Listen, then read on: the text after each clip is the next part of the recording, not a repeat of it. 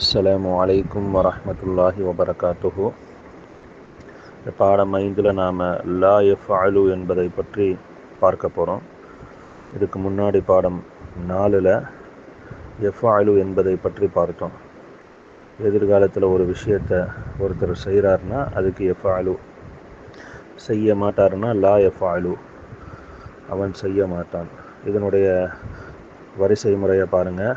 லா யஃஅலு, லா யஃஅலானி, லா யஃஅலூன, லா தஃஅலு, லா தஃஅலானி, லா யஃஅல்ன, லா தஃஅலு, லா தஃஅலானி, லா தஃஅலூன, லா தஃஅலீன, லா தஃஅலானி, லா தஃஅல்ன, லா அஃஅலு, லா நஃஅலு.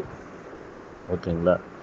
இந்த 1, 2, 3 வரிசை பிரகாரத்துக்கு ஆண், பெண், ஒருவர், இருவர், இதெல்லாம் இதுக்கு முன்னாடி உள்ள பாடத்தில் இருந்து நாம் படிச்சுட்டு வரோம். அதை அப்படியே இங்கே வந்து நாம் ஃபிக்ஸ் பண்ணிக்க வேண்டியதுதான்.